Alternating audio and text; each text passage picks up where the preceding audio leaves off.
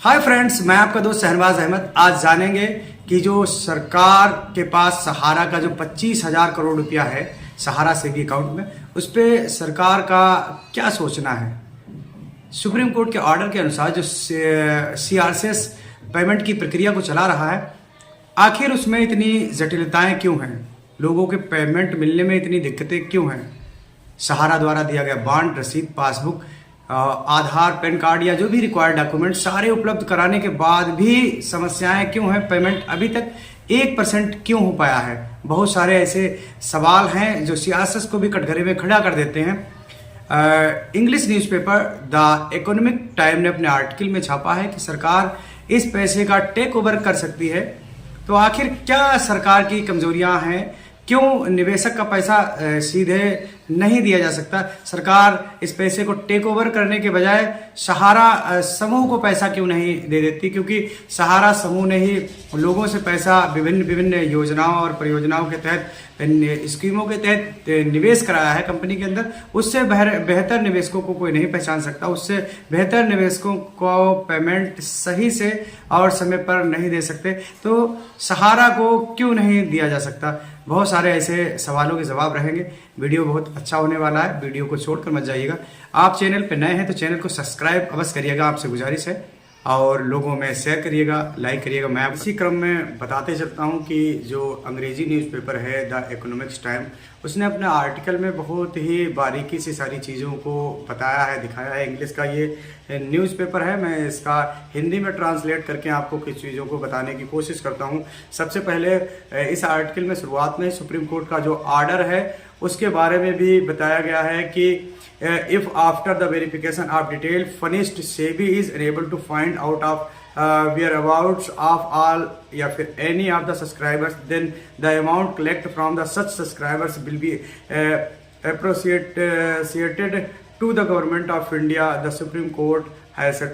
Supreme court ने पहले ही कह रखा है कि अगर सेबी जमाकर्ताओं का जो भी निवेश है उनका पता ढूंढने में या फिर लोगों को ढूंढने में या फिर लोगों के द्वारा जो भी क्लेम के आवेदन किए जा रहे हैं उसमें जो रिक्वायरमेंट है, उसमें जो कागज़ की मांग है, उसको ना पूरा कर पाने में, अपने आप को साबित ना कर पाने की दशा में जो भी लोगों का पेमेंट, जो भी लोगों के पैसे होंगे वो मतलब सीधा सीधा सरकार के मातहत उसके अकाउंट में, उसके अधिकार में चले जाएंगे जाके। तो ये सोचना तो नहीं है कहीं ना कहीं सरकार का कि जो सीआरसीएस के अंदर जो भी लोगों का प्रबंधन है, जो लोग बैठे हुए हैं, वो कहीं ना कहीं सरकार ने ही लोगों को नियुक्त कर रखा है। बहुत सारी चीज़ों में इतना टिपिकल कर दिया गया है कि पेमेंट मिल पाना बहुत ही मुश्किल हो रहा है।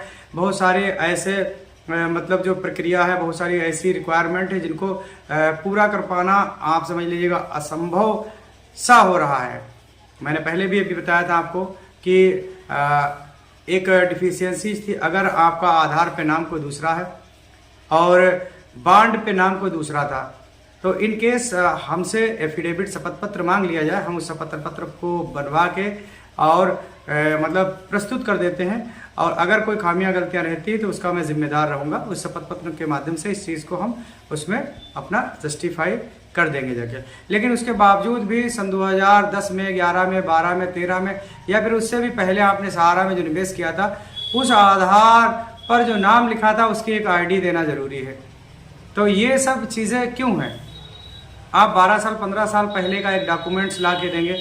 हम सभी लोग जानते हैं जब आधार चलन में आया जाके तो बहुत सारे जो भी डॉक्यूमेंट्स थे, नामों में जो संशोधन किए गए, इस पर आधार हम लोगों ने सारे कर लिए ताकि सारी चीज़ों को सही और दुरुस्त कर लिया जाए। आज सारी चीज़ों को सही और दुरुस्त किया गया है, फिर हम उन चीज़ों को गलत करें, तो ये सब चीज़ें लोगों को घुमाने के लिए तो नहीं हो रही हैं। ये सब चीज़ें क्यों हो रही हैं। इसी क्रम में एक और डिफिशियंसीज के बारे में बताना चाहूँगा कि मेरे द्वारा, खुद के द्वारा एक ऑनलाइन एक निवेशक का किया गया था। तो निवेशक ने जब उस समय जो उसमें फॉर्म निकल के आया था उस पर सिग्नेचर किया जाके उसको अपलोड करने के बाद मैंने मतलब जो है सबमिट कर दिया। सबमिट करने के बाद उधर से डिफिशियंसी क्रिएट होकर आती है कि आपके द्वारा जो सिग्नेचर है और जो सहारा के द्वारा उपलब्ध कराया गया कागज़, उस पर सिग्नेचर मैच नहीं खा रहा है। अब कस्टमर कंफ्यूज है कि मैंने तो जो पहले सिग्नेचर किया था वही किया, अब उसके पास कोई दूसरा ऑप्शन भी नहीं है कि वो उस मतलब जो है सिग्नेचर का डेमो देखकर या फिर जो भी है वहाँ पर ओरिजिनल सिग्नेचर को देखकर बाद में मतलब जो है साइन करके और इस समस्या को समाप्त कर सके।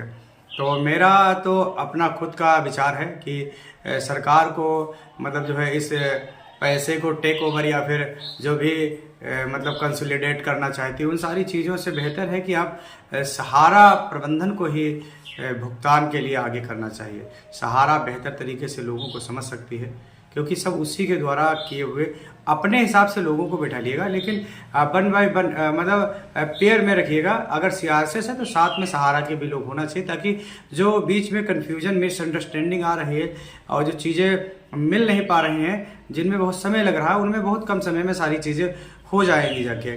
तो ये सारी चीज़ें हैं, और जो द इकोनॉमिक्स टाइम के अनुसार चीज़ें बताई गई हैं, मैं बेहतर तरीके से सारी चीज़ों को अगर बताऊंगा तो बहुत लंबा होगा जाके। मैं डिस्क्रिप्शन में सारी चीज़ों को मेंशन कर दूंगा, आप इसका हिंदी रूपांतरण करा कर भी समझ सकते हैं। चीज़ों को पहले और बेहतर पाने के लिए आप चैनल को सब्सक्राइब अवश्य करिएगा, अच्छा लगता है लोगों में शेयर करिएगा। मैं आपका दोस्त शहनवाज अहमद।